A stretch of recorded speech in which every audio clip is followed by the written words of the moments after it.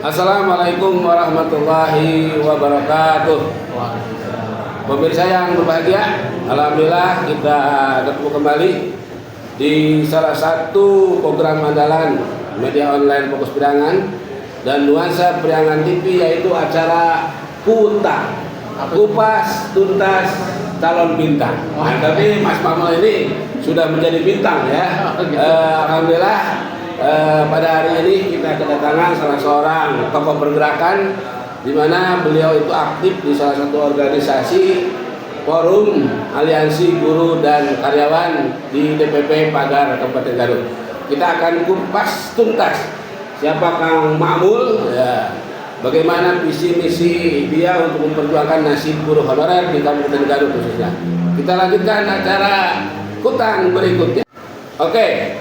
Untuk sesi pertama, Mas Ma'mul, silakan Mas Ma'mul berikan informasi tentang kegiatan sehari-hari Mas Ma'mul, kapasitasnya sebagai apa, dan misinya untuk memperjuangkan guru honorer seperti apa. Silakan disampaikan. Assalamualaikum warahmatullahi wabarakatuh. Waalaikumsalam. Saya Ma'mul Abdul Fatih, Wakil Ketua Umum DPP Pagar Kabupaten Garut.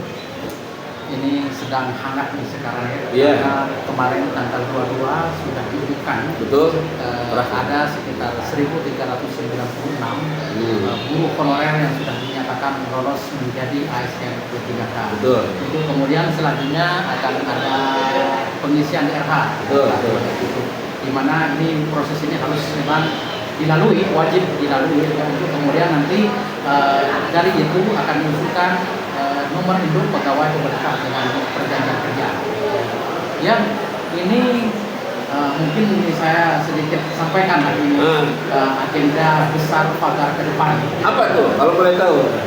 Ini kemarin dari yang lulus ini kan yang pendaftar untuk ASN P3K tahun 2023 ini 3.000 lebih, 3.372. Betul. Ya. Itu artinya ada sekitar 8.800 lebih. Sisa yang tidak lulus. Ya, yang kemarin ya. Ini bagaimana ini teman-teman yang sekarang berstatus P ya, atau sebenarnya lolos pasti ada P, ada L, itu dijelaskan itu Mas. Ya, P itu sebenarnya nilainya sudah karena sudah melampaui ambang batas karena kalau di P4 itu ada nilai ambang batas 325. Rata-rata paling kecil itu kan 3.440-an yang kemarin. Sehingga ini semua yang lulus sekarang, semua yang ikut sekarang berstatus P yang tidak lolos.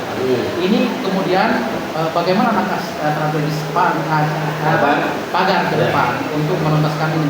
Tentunya kami setelah ini, saya tadi sudah kita membuat pansus, panitia khusus untuk penuntasan teman-teman anggota yang berstatus lulus tapi tidak ada penempatan.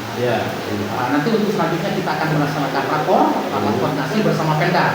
Kami ingin tahu strategi ke depan bagaimana penuntasan ini. Tentunya kami Pagar tidak akan diam, terus akan membangun komunikasi sehingga teman-teman ini yang tersisa 2024 memakai baju profesional. Mantap, luar biasa. Mas, untuk bisa lolos mendapatkan SK itu tidak terlepas daripada peran bupati. Nah, sementara Bupati Garut hari ini akan memasuki masa habis jabatan. Apa yang harus dilakukan oleh pergerakan di Pagar ini? Tentunya ini kan kami dari dulu ya berdirinya Pagar selalu koordinasi dengan semua stakeholder di Kabupaten Garut lah gitu ya. Dari legislatif, terus dari eksekutif juga yang dalam hal ini BKD, dalam hal ini Disdik juga, dan BPKAD. Ini kita akan terus bangun komunikasi.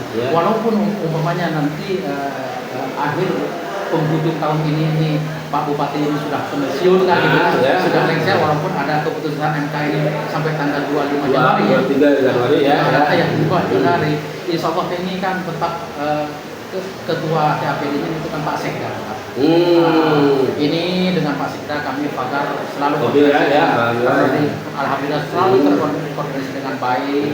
Kami selalu membangun komunikasi persoalan, termasuk Pak Sekda itu selalu berdiskusi dengan kami bagaimana untuk penuntasan teman-teman honorer itu menjadi ASN. Untuk meringankan persyaratan, alhamdulillah BPK sudah melakukan kerjasama ya dengan pihak RSU, dengan Polres. gitu. Itu bagaimana bisa seperti itu? Iya, ini kan teman-teman ingin memberikan pelayanan yang excellent kepada teman-teman yang lolos secara termasuk kesehatan dan pembuatan SKTK. Pembuatan SKTK ya, alhamdulillah kita sudah bangun komunikasi dengan Polres, dengan Kami Pak Kasat juga proaktif, Pak Kanit juga yang membidangi SKTK itu sudah sering komunikasi dengan kita. Alhamdulillah kita teman-teman yang sekarang apalagi yang sudah hanya memperpanjang saja, perlu datang ke Polres antri untuk mengisi Google Form dan persyaratan-persyaratannya tinggal diupload di situ. Udah teman-teman perekam, teman-teman yang ditunjuk nanti di kecamatan masing-masing itu yang tinggal membawa. Gitu. Saya pikir itu akan solusi yang ini lah kepada solusi yang baik lah untuk teman-teman. Karena kan yang dari Sinajaya, dari tidak perlu lagi, tidak perlu datang karena mereka untuk pembiayaan SKTK-nya dengan biaya ke situ itu lebih banyak. Lebih mahal ya. Oke, luar biasa. Masih berlanjut Mas. Kalau 2024 misalkan lulus, kira-kira anggota honorer yang tertinggal berapa ribu? Kemudian yang kedua bagaimana tentang nasib honorer yang di swasta? Tentang insentif Mas mau dijelaskan ini? Untuk yang pertama, ini teman-teman yang terdaftar di Dapodik, yang terdaftar di Dapodik tentunya sudah ketahuan kemarin ya. Yang daftar itu 3.372. Ditambah yang TMS tidak memenuhi syarat karena salah upload, ada kesalahan pribadi itu ada 67. Itu artinya kan hanya sekitar 3.400-an.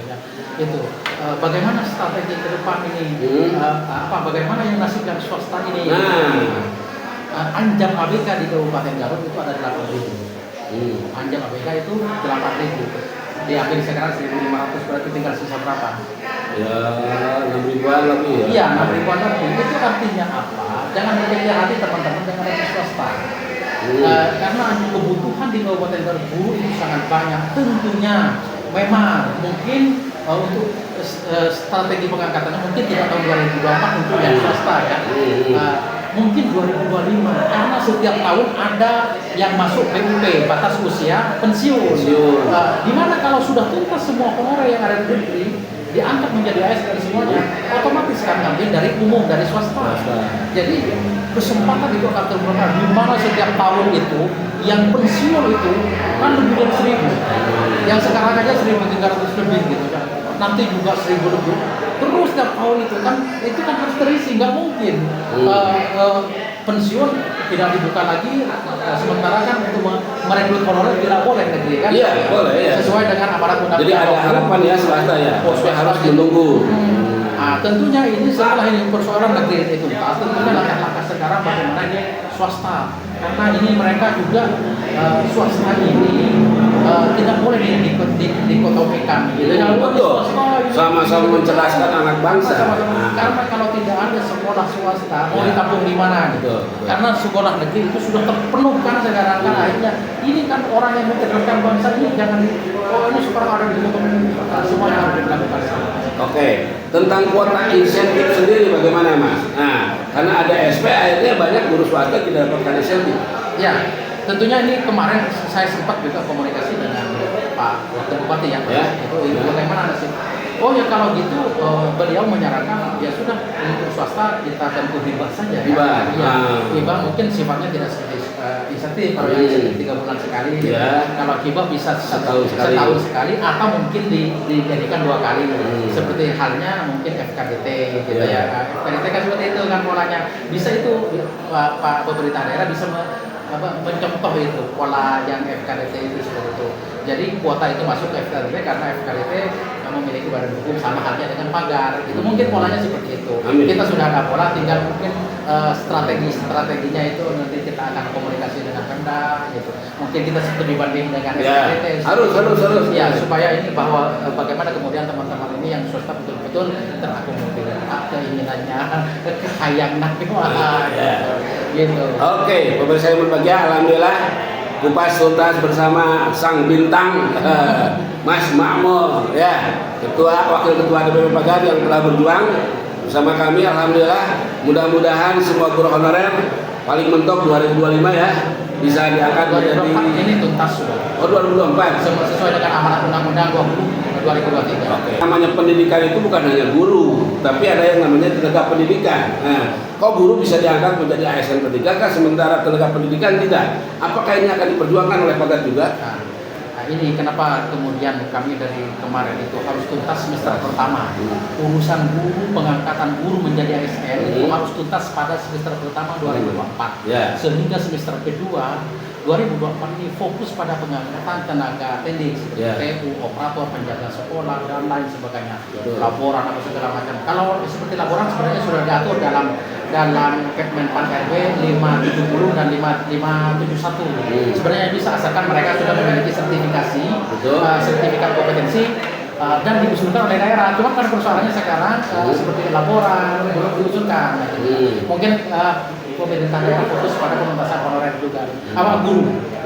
Ya. Tapi pada akhirnya waktu itu pernah audiensi kan ada respon dari pusat untuk tenaga pendidikan. Ya tenaga kependidikan itu memang harus diusulkan tahun 2024. Maka target kami Pagar ini tuntas di semester kedua.